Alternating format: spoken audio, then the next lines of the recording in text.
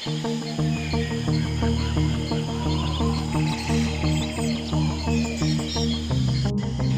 30 salah satu kawasan jamrut khatulistiwa milik Indonesia.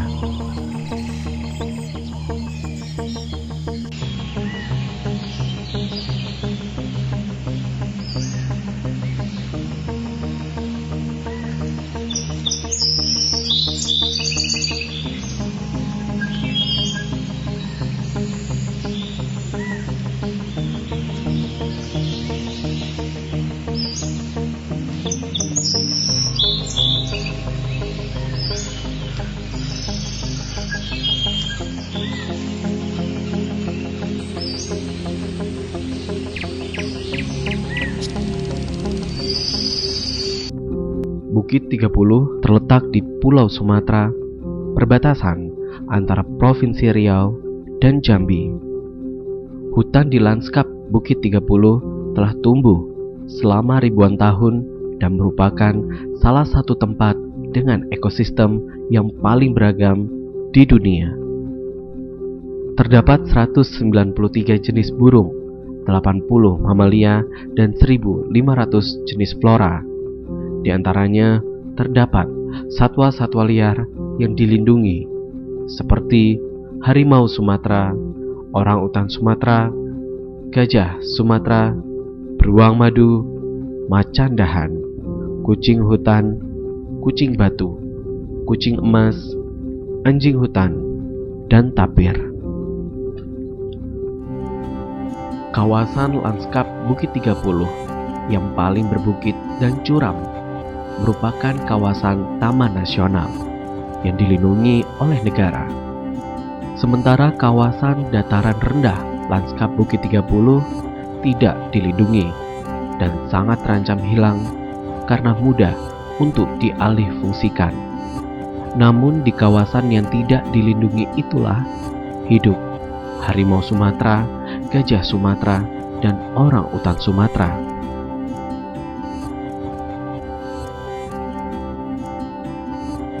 Kawasan Taman Nasional Bukit 30 yang berbukit-bukit curam membuat satwa-satwa liar kesulitan melaluinya dan lebih memilih untuk hidup di kawasan dataran rendah lanskap Bukit 30 yang tidak dilindungi.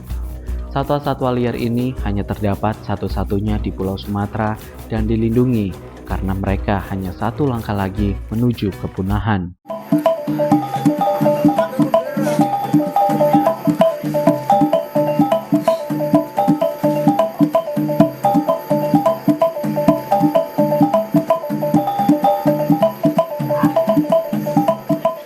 Selain memiliki keberagaman flora dan fauna, kawasan lanskap Bukit 30 juga menjadi rumah bagi beberapa kelompok suku masyarakat.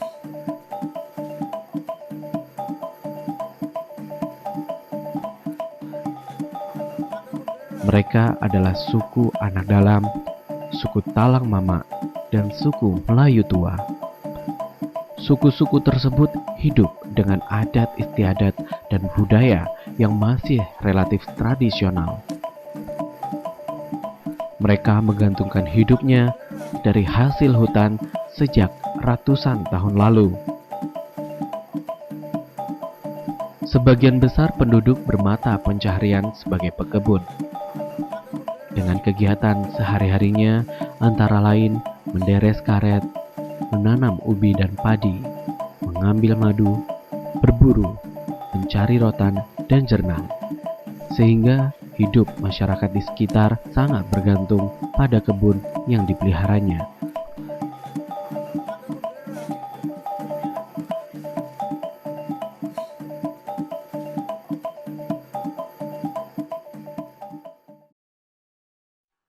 Sejak dulu, kehidupan di hutan lanskap Bukit 30 ini terasa damai.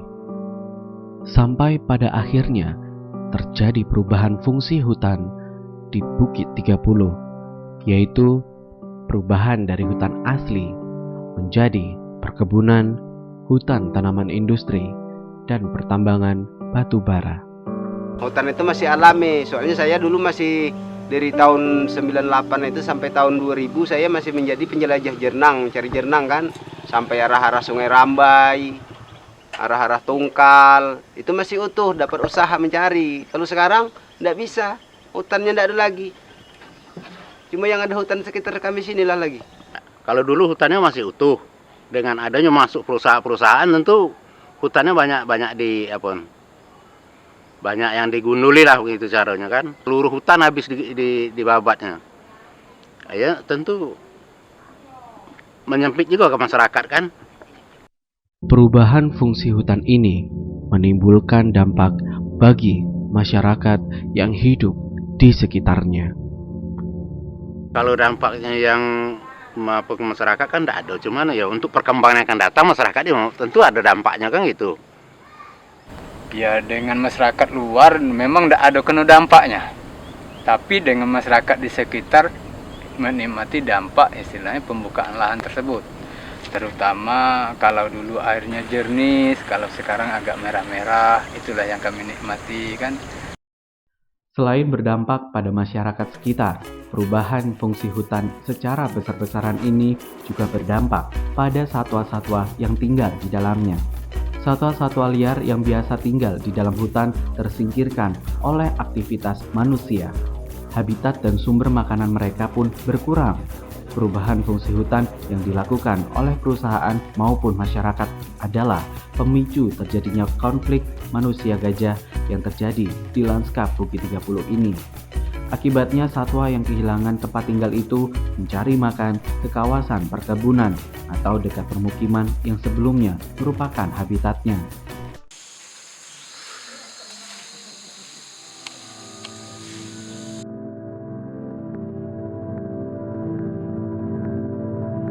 Pertemuan antara manusia dengan satwa liar pun semakin meningkat. Ada satu spesies yang memiliki pengaruh yang besar terhadap aktivitas berkebun masyarakat sekitar Bukit 30. Gajah. Dan perjumpaan dengan sawah hutan-hutan sini kami, memang diwa-diwa hutan sini dia ya kayak ginilah. Tapi dia itu tidak mau saling mengganggu kalau tidak disuruh. Kalau disuruh dia akan ngabisi. Kalau dulu setahun sekali lantaran antara Jambi dengan Riau ini tidak terbuka, sedangkan Sikalo ke Simambu Bay susah. Sikalo Simambu Bay susah lewat sungai. Masih hutan semua. Jadi perputaran hidupnya rotasi, istilahnya cari makannya itu luas. Targetnya sekian bulan baru sampai ke Sikalo. Kan kalau sekarang di sana istilahnya menghalau, di sana menghalau. Jadi harus kemana? Jadi timbul nekat gajah tersebut kan. Kalau dulu dia paling 2 kali dalam setahun datang ke sini. Kalau kini tidak ada balik-balik lagi, dia di sinilah dia.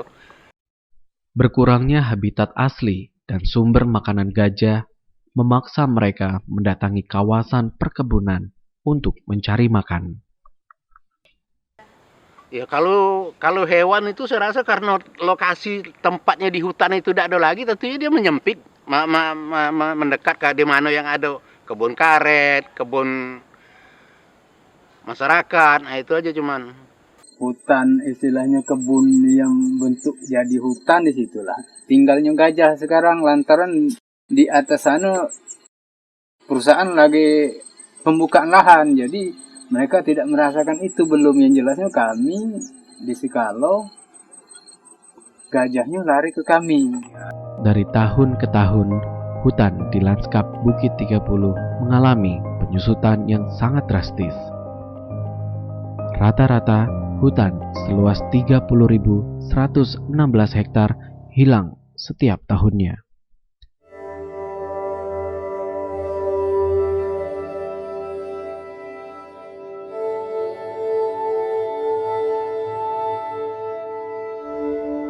Setiap hari, gajah dewasa memerlukan makanan 5% dari berat tubuhnya, yaitu antara 100 sampai 200 kg.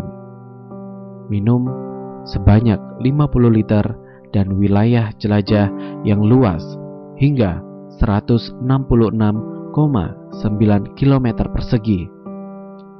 Sehingga kelompok kecil gajah saja butuh berhektar-hektar hutan untuk menghidupinya. Saat ini area jelajah yang telah digunakan oleh gajah sejak dulu banyak yang telah menjadi gundul.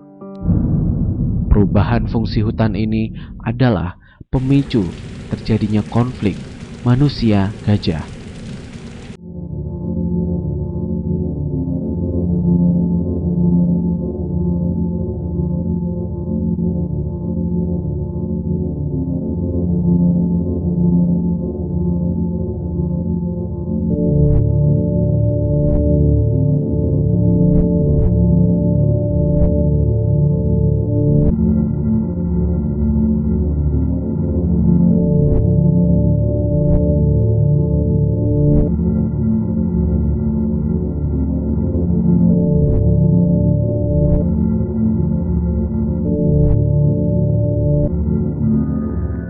Tidak heran jika gajah menjelajah dan mencari makan ke kawasan perkebunan. Perambahan hutan secara besar-besaran dalam waktu yang singkat mengakibatkan areal jelajahnya amat menyempit. Kawasan yang tersisa hanyalah hutan yang berbatasan dengan perkebunan masyarakat. Kedatangan gajah ke kebun memberikan kerugian bagi pekebun. Gajah memakan tanaman kebun, kadang juga menginjak dan menumbangkan tanaman. Kebun sawit saya 186 batang, 3 sekok gajah 3 jam selesai. Kerugian itu tidak bisa terhitung lagi. Ini masih konflik gajah yang berkepanjangan sampai sekitar 10 tahun. Jadi sawit di sini tidak bisa untuk diambil hasilnya karena habis oleh serangan hama gajah. Konflik manusia gajah di lanskap Bukit 30 telah menimbulkan kerugian bagi masyarakat sekitar, serta mengancam keberlangsungan hidup gajah. Sejak beberapa tahun terakhir telah ditemukan gajah mati dalam kawasan lanskap Bukit 30. Pemeriksaan medis menunjukkan bahwa gajah mati akibat racun yang dikonsumsinya. Ada sakwa di dalamnya, ya. Yang jelasnya kami sudah terancam, Bu. Kalau dulu tidak terancam dan juga sakwanya pun ikut terancam. Tanaman kebun seperti sawit atau karet membutuhkan waktu 4 hingga 6 tahun dari awal penanaman sampai bisa dipanen. Kedatangan gajah di tengah masa pertumbuhan itu membuat masyarakat frustasi karena dalam sekejap gajah mampu menghabisinya. Karena jangka itu terlalu panjang sampai lama berpuluh tahun, orang lama-lama sampai kehabisan semangat. Bahkan lama-lama orang nggak ada lagi yang menghalau gajah. Jadi lama-kelamaan gajah ini semakin mendekati ke arah desa karena sawit yang jauh dari desa udah habis. Jadi sampai ke dekat pemukiman, bahkan sampai yang melewati sekitar pemukiman. Itulah yang terjadi dulu sekitar 10 tahun lamanya. Bahkan dulu setiap satu desa ini dulu kan terdapat sekitar 10 RT. Jadi setiap harinya ini satu RT ini harus keliling di tepi antara kebun dengan hutan untuk menanggulangi gajah. Bahkan orang yang tidak berangkat itu akan didenda sebesar 50.000. Tapi karena sistem cuaca dan jalan yang tidak menentu, orang ini tetap lama-kelamaan semakin habis, yang PK itu semakin kurang, dan akhirnya kegiatan itu pun dihentikan karena tidak bisa menjamin keberadaan kebun yang kena serangan gajah. Selain itu, terkadang gajah juga tertarik dengan adanya makanan di dalam pondok. Maka ada beberapa pondok yang rubuh karenanya. Biasanya pondok yang dihampiri oleh gajah adalah pondok yang tidak berpenghuni, karena sesungguhnya gajah Bukit 30 ini adalah satwa yang cinta damai dan sebisanya akan menghindari interaksi dengan manusia. Meskipun begitu, manusia harus tetap waspada ketika bertemu dengan gajah. Gajah memiliki insting untuk mempertahankan hidupnya.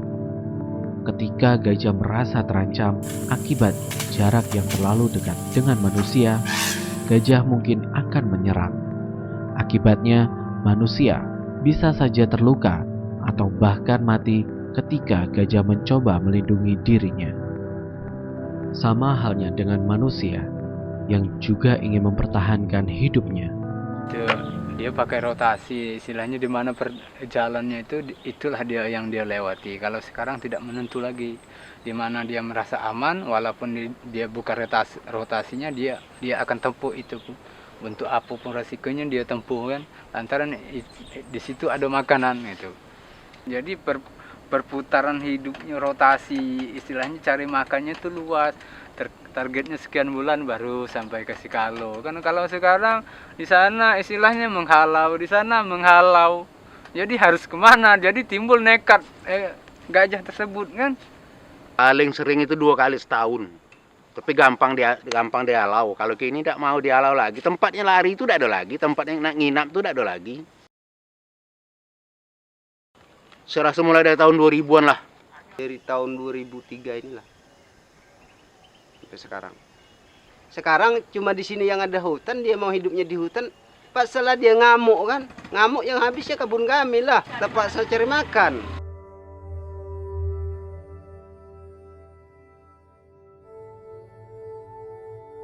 Akan lebih baik jika kedua belah pihak sama-sama bisa terpenuhi kebutuhan hidupnya seperti sedia kala, tanpa ada pihak yang dirugikan. Apalagi sekarang status keberadaan gajah sangat terancam punah.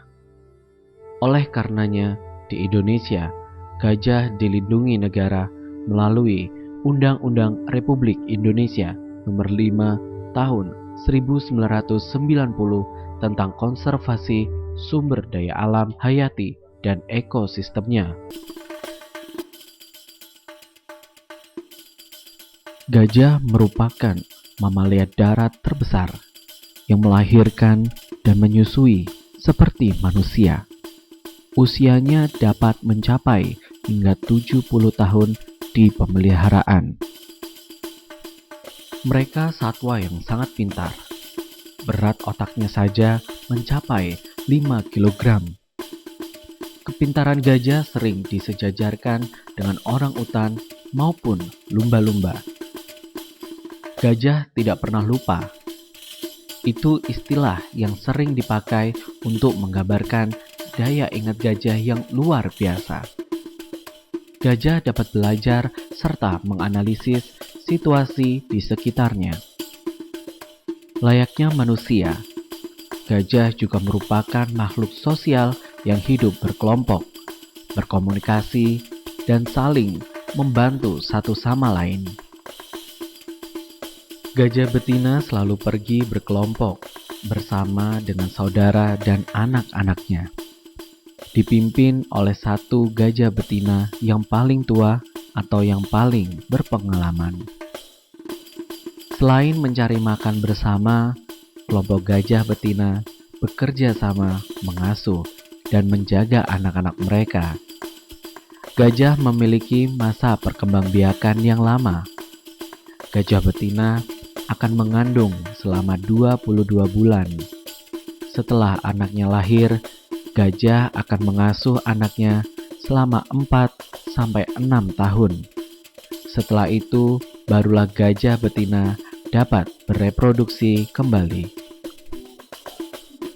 Jika ada satu anak gajah sedang terancam bahaya, maka induk gajah lainnya turut membantu anak tersebut. Bagi anak gajah jantan, mereka akan meninggalkan kelompok di usia 12-15 tahun. Gajah jantan biasanya hidup sendiri atau dalam kelompok kecil dengan jantan lainnya. Tapi terkadang gajah jantan juga bergabung bersama kelompok betina untuk kawin. Gajah memiliki berbagai cara untuk berkomunikasi, baik melalui penglihatan, penciuman, maupun pendengaran. Selain itu, gajah juga dapat berkomunikasi menggunakan suara infrasonik dengan jarak komunikasi dapat mencapai 5 km.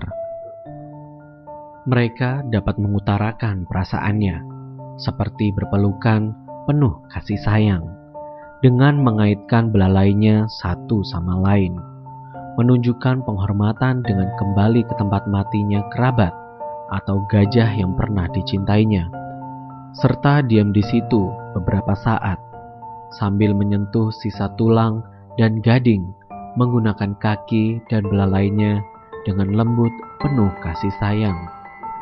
Kalau Datuk Gedang itu gajah, Datuk Belang itu harimau. Dulu gajah itu di sini memang dari sejak awal Datuk nenek kami gajah ada di sini dan manusia kami Datuk nenek kami ada di sini.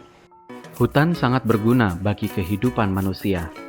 Hutan mampu menghasilkan bahan makanan manusia, menyimpan air hujan untuk manusia, serta hutan mampu menyerap karbon dioksida yang dihasilkan oleh manusia, kemudian menukarnya dengan hasil oksigen untuk manusia bernafas. Bukan hanya untuk manusia saja, hutan juga merupakan rumah bagi satwa-satwa liar.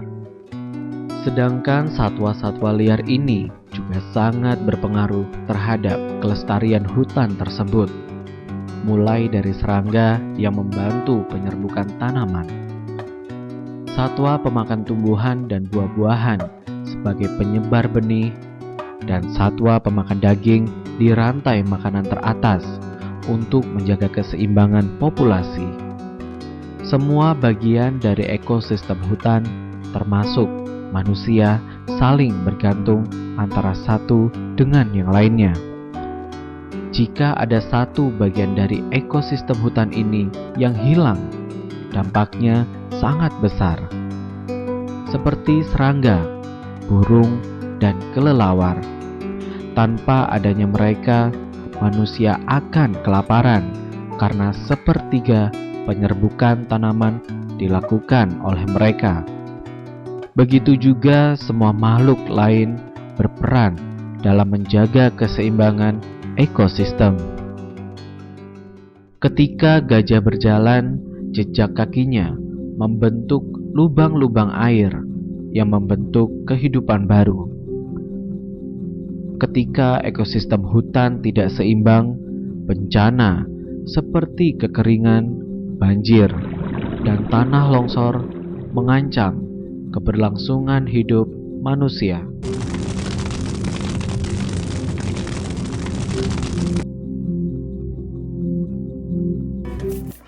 Gajah dan juga badak dijuluki sebagai tukang kebun hutan karena mereka adalah hewan pemakan tumbuhan dan buah-buahan yang besar, sekaligus membantu dalam menyebarkan benih tanaman, terutama benih tanaman besar. 65% biji yang dikonsumsi gajah setelah dikeluarkan melalui kotoran akan berkecambah, lalu tumbuh besar. Gajah juga menggali banyak sumur untuk memenuhi kebutuhan air kaya mineral. Ini membantu hewan kecil lainnya untuk mengakses sumber yang sama. Pada saat yang sama, tindakan ini membuat tempat hidup kecil untuk banyak makhluk lainnya. Seperti katak yang bisa bertelur di dalam air. Bekas jejak seekor gajah tunggal saja pada akhirnya dapat berubah menjadi sebuah miniatur kehidupan. Dari tahun ke tahun, jumlah gajah di lanskap Bukit 30 terus berkurang. Pada tahun 1985 atau sekitar 30 tahun lalu, jumlah gajah di lanskap Bukit 30 ini berjumlah sekitar 300 sampai 400 ekor.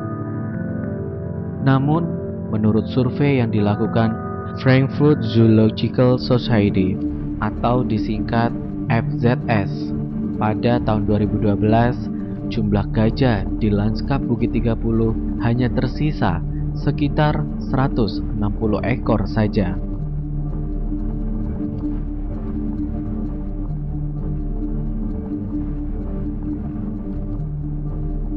Jika gajah punah, maka hutan tidak lagi memiliki tukang kebun yang membantu hutan untuk melestarikan pepohonan dan tumbuhan lainnya secara alami. Sebagai salah satu pencegahan terjadinya konflik manusia gajah di lanskap Bukit 30, Frankfurt Zoological Society membantu mengawasi keberadaan gajah setiap harinya.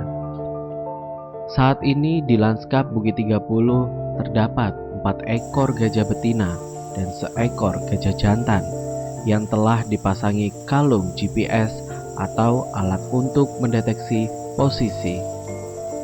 5 gajah tersebut bernama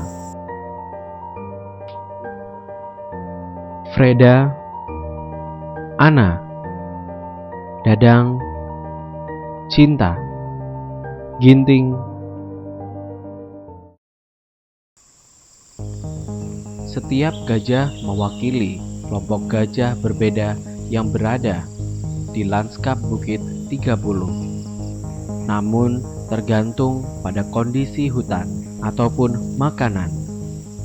Gajah mungkin saja terpecah menjadi kelompok yang lebih kecil ataupun bergabung menjadi kelompok besar. Mungkin kan istilahnya bersama sekali-kali misah dia kan. Untuk kebutuhan istilahnya untuk kebutuhan hidupnya gotong royong terus cari makan tidak mungkin kan. Nah, jadi sekali-kali misah, dari misah itulah istilahnya posisinya tidak menentu. Kalung GPS mengirimkan informasi keberadaannya ke satelit. Informasi dari satelit tersebut akan diakses melalui komputer FZS. FZS pun mengetahui keberadaan gajah yang menggunakan kalung GPS. FZS akan memberikan informasi posisi gajah pada masyarakat sekitar melalui SMS sebagai bentuk sistem peringatan dini. Dengan harapan ketika informasi posisi gajah telah diketahui, masyarakat dapat menjaga kebunnya sebelum gajah mendekati kebun. Pada umumnya gajah memiliki rute tradisional yang akan selalu dilewatinya. Rute tersebut merupakan rute jelajah yang dipakai oleh gajah sejak generasi ke generasi. Ingatan mengenai rute ini akan dilanjutkan secara turun-temurun melalui pemimpin kelompok.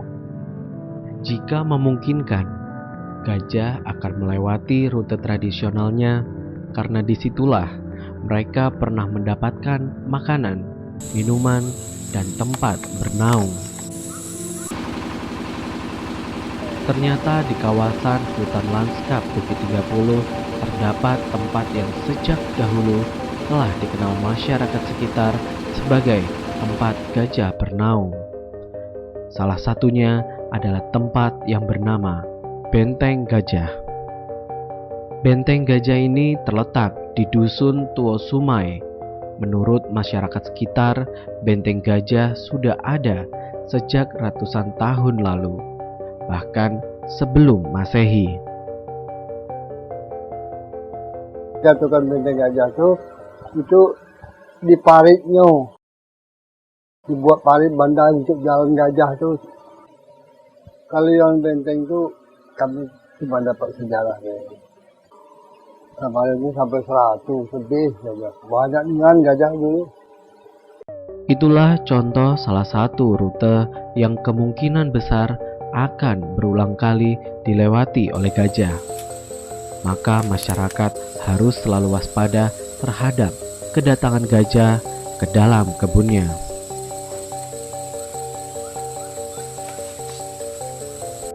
Namun semenjak hutan alami di sini banyak berubah menjadi perkebunan, saat ini gajah menempuh rute yang tidak menentu. Mereka hanya berjalan mengikuti keberadaan persediaan makanan yang tersisa akibat perubahan ini. Frankfurt Zoological Society atau disingkat FZS adalah lembaga yang bergerak dalam bidang konservasi satwa. FZS bertujuan membantu masyarakat sekitar lanskap Bukit 30 agar mampu mandiri dalam menyelesaikan konflik antara manusia dan gajah yang terjadi. Sejak tahun 2010, FZS telah melakukan beberapa upaya, antara lain memantau keberadaan gajah dan menginformasikan posisi gajah kepada masyarakat sekitar sebagai bentuk sistem peringatan dini. Kalung GPS yang dipasang pada gajah akan mengirimkan data koordinat kepada FZS melalui satelit hingga data koordinat sampai pada komputer. Kemudian FZS menginformasikan posisi gajah kepada petani yang posisinya berdekatan dengan gajah melalui SMS. Dengan adanya upaya ini diharapkan agar masyarakat dapat berjaga lebih awal sebelum gajah semakin dekat, sehingga mempermudah masyarakat dalam menjaga rumah dan kebunnya. Namun kalung pelacak atau GPS collar ini memiliki masa pakai baterai dan mengandalkan satelit untuk mengirimkan data posisi gajah. Jika gajah berada di bawah hutan yang lebat, cuaca mendung, atau GPS di gajah tidak mengarah ke langit, maka kalung tersebut tidak bisa mengirimkan data.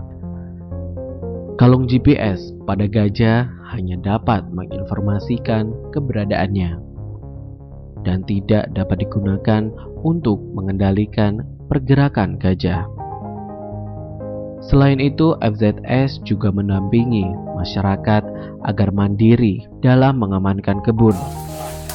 FZS memperkenalkan dan memberikan pelatihan menghalau gajah dengan beberapa cara mudah, seperti sistem alarm atau sirine dengan tali penjebak, meriam karbit, pagar gajah, dan lain-lain. Masyarakat dapat menghindari adanya kerugian dengan menjaga kebunnya. Kita sedang membuat alarm untuk gajah, jadi nanti kalau gajah lewat ke sana ada sirene yang akan mengeluarkan bunyi cukup keras. Nah, kita coba lihat seperti apakah fungsi alat ini. Kita lihat gajahnya akan lewat, silakan.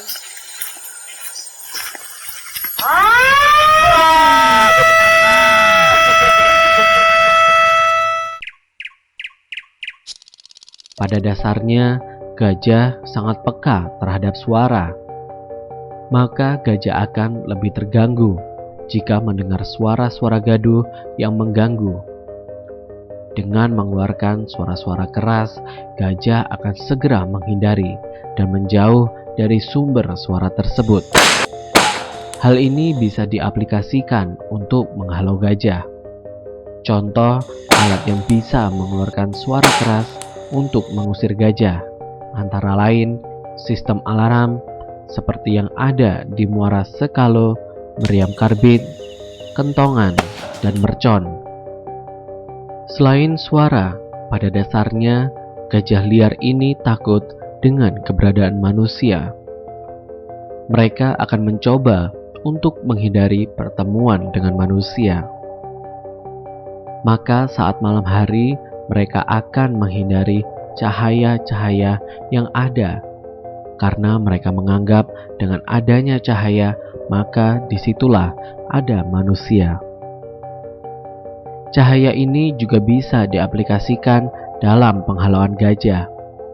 Contohnya antara lain dengan menyalakan api unggun, menyalakan cahaya di ujung batas kebun, obor, dan sebagainya. Kemudian, untuk mempermudah pengawasan kebun, akan lebih baik jika pengawasan dilakukan dari tempat yang tinggi. Jarak pandang dari tempat tinggi akan lebih luas, seperti yang ada di Tujuh Koto. Menara intai harus dibuat yang kokoh agar aman dari serangan gajah. Berdasarkan pengalaman yang ada, ternyata terdapat perubahan keadaan saat menghalau gajah dulu dan sekarang. Dulu gajah lebih mudah pergi saat manusia menghalau. Gajah dulu sangat takut akan suara kentongan dan cahaya yang manusia hasilkan. Namun sekarang, gajah telah belajar dari pengalamannya. Semakin banyak suara-suara yang didengar oleh mereka, semakin lama gajah pun mulai terbiasa dengan suara-suara bising yang dihasilkan manusia, seperti kentongan, kendaraan bermotor, bahkan suara alat berat yang memotong habitatnya. Maka gajah saat ini lebih sulit untuk pergi saat masyarakat mencoba menghalaunya. Kalau saya perhatikan Bu, dari tahun ke tahun dia punya pengalaman juga Bu. Kalau kalau kayak gini awalnya dia takut lari. Besok untuk sekian kali lagi kayak gitu juga dia bertahan. Kita robah lagi metode yang lain kan. Sekali atau 2 kali, Bu. Dia kalau saya tengok eh, daya pikirnya itu sama dengan manusia. Ya, itu jelas jauh bedanya. Lantaran kan istilahnya manusia sudah ada di mana-mana. Dulu tidak pernah dia mendengarkan alat berat, tidak pernah mengadakan bunyi mobil, bunyi Honda kan. Nah, kalau sekarang itu sudah menjadi hal biasa buat binatang tersebut, buat gajah tersebut. Jadi kita apapun istilahnya tindakan untuk mengatasi gajah itu sudah macam-macam. Dia punya naluri juga gitu kan. Kalau ini tidak apa-apa katanya kan. Kalau untuk ini ya oke, mungkin pelajaran dia pergi. Nah, kalau dulunya Bu dengan kantongan lah itu dia sudah pergi kemana-mana. Kalau sekarang kami hidup api, ada meriam. Kemarin pernah dari lembaga FJS apa membantu kami, ada senter kan. Itulah suatu kebanggaan bagi kami, bagi FJS kan. Ada senter, ada meriam. Sekarang tidak ada aktif lagi, ada istilahnya apa, alarm apa kemarin? Sistem alarm. Jadi disentuh gajah itu bunyi alarmnya kan. Nah, untuk mengatasi itu Bu, kami teriakan api kan, itu harus ada. Kalau teriakan aja apinya nggak ada, dia bertahan. Nah, gampang dulu. Bikin kentongan, kita bikin obor, dibawa sana kan, dia lari. Kalau sekarang lari juga, tapi mana yang takut. Kalau udah takut gitu, ya makan terus gitu. Karena kan kita bikin bedil itu bukan kita setumpak aja. Meriam itu kan, di sana ada meriam, di sini ada meriam, sini sana kan sering masuk kan, ledak-ledakan terus gini, ya kan gitu. Lah biasa. Lah biasa kan itu. Setiapnya datang kentong bulu itu kita pukul terus, ya gitu. Di sana, di sini juga, lantak situlah ini. Tiap hari gimana datang aku lah ada kentongan katanya kan gitu. Di sini terus dulu bisa dihalau kalau gajahnya, kalau kini tidak mau lagi dihalau, dia lah sama dengan manusia juga, dia ada takut lagi dari manusia. Ya kalau zaman datu nenek kami itu sampailah zaman kekecilan orang kami, dia itu di unggun api aja dia udah pergi. Ketemu sama kita itu 1 hari itu 1 bulan udah akan ketemu lagi. Nah, rajin masuk dia ke kebun itu 3 tahun itu paling 1 kali dia lewat, numpang lewat kan, bukan disengaja dia masuk. Numpang lewat jalan dia. Tapi dia itu kalau udah di goli kentongan dia pergi. Lama itu pergi dia, 3 tahun lewat lagi dia kan. Kalau sekarang di goli kentongan enggak mau pergi, nengok orang malah mendekat. Lantaran apa? Dia terpaksa cari makan. Alat yang terakhir adalah pagar gajah. Pagar gajah ini mengalirkan aliran listrik yang membuat gajah jera jika menyentuhnya, namun tidak mematikan. Metode ini terbukti efektif untuk mencegah gajah masuk kebun di Desa Sekutur Jaya SP2, Serai Serumpun, Tebo, Jambi. Setelah tahun itu LSM menawarkan program yaitu yang disebut pagar listrik untuk penanggulangan serangan gajah. Jadi waktu itu untuk memperjuangkan mengadakan pagar listrik ini aja sangat sulit di SP2 karena orang udah 90% frustasi, bahkan tidak percaya dengan alat ini. Kalau alat ini bisa untuk menanggulangi hama gajah. Karena masyarakat di sini, masyarakat awam belum tahu bagaimana cara kerja alat listrik ini, berapa tegangannya dan bagaimana keamanan alat ini. Apakah mematikan, apa hanya untuk menakut-nakuti. Jadi selama berulang kali LSM mengumpulkan warga untuk berkoordinasi mengenai pagar listrik dan akhirnya lama-kelamaan masyarakat sadar dan menyetujui bantuan pagar listrik yang diberikan oleh LSM. Itu sekitar tahun 2012. Nah, jadi setelah masyarakat sanggup untuk beriuran membangun tonggak untuk peletaan pagar gajah dan membuat camp yang dibantu oleh LSM. Jadi selama beberapa bulan LSM bersama petani, termasuk saya sendiri mengadakan penelitian-penelitian mengenai pagar listrik, keefektifan pagar listrik dan gajah. Bagaimana gajah mendekati pagar listrik dan apa reaksi dari gajah tersebut? Apakah dia benar-benar takut? Apakah dia tidak masalah dengan pagar listrik? Dan ternyata terbukti setiap gajah mendekat dan terkena pagar listrik, dia langsung pergi. Alhamdulillah sampai sekarang respon masyarakat ya sangat senang, merasa terbantu karena tidak harus setiap hari, setiap malam tidur di kebun. Karena sudah ada pagar listrik yang melindungi kebun dari serangan gajah. Sudah cukup efektif, cuma tinggal merawat dan mempertahankan apa yang ada. Nah sekali waktu itu sekitar tahun 2012 hampir akhir, saya patroli malam-malam untuk menutup pintu pagar gajah, untuk menutup pintu pagar listrik. Dan tanpa sengaja saya bertemu dengan seekor gajah yang menghadap ke arah pagar. Karena dia bertemu dengan orang, dia langsung berjalan mengarah pagar. Dan setelah dia menyentuh pagar, lalu dia menjerit dan berbalik badan, berbalik mengarah ke hutan. Masyarakat SP2 bergotong royong dalam mendirikan pagar gajah ini dari segi biaya, perawatan, dan pembuatan.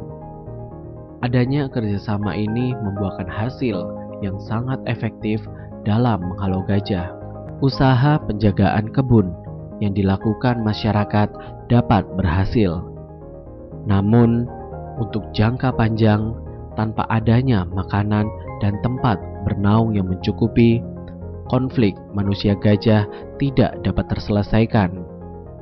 Gajah akan sangat kelaparan dan perlindungan kebun apapun tidak akan efektif lagi. Habitat yang mencukupi perlu dialokasikan untuk mencapai jalan keluar jangka panjang. Tidak kalah penting, dukungan serta kerjasama semua pihak terkait, seperti pemerintah, masyarakat, perusahaan swasta, dan lembaga konservasi satwa sangat diperlukan dalam rangka mencari solusi.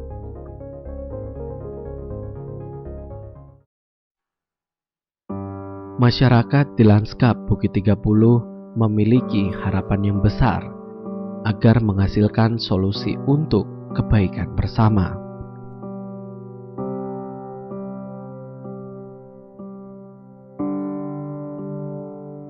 Harapan kami ditempatkan gajahnya selamat, manusianya selamat, pengusahanya di dalam selamat.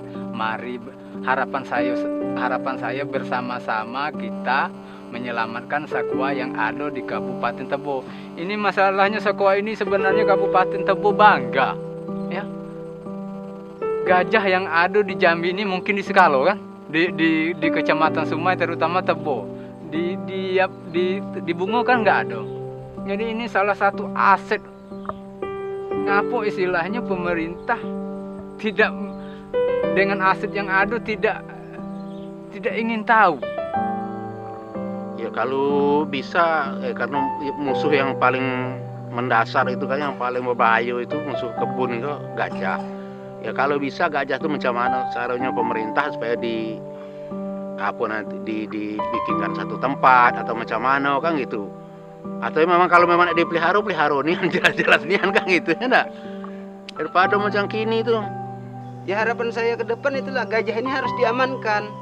Kalau tidak aman gajah yang menjadi urusan berkepanjangan, semerakat sama gajah terus. Ada itu lebih baik daripada menjadi urusan kepanjangan kan, habisilah semerakat.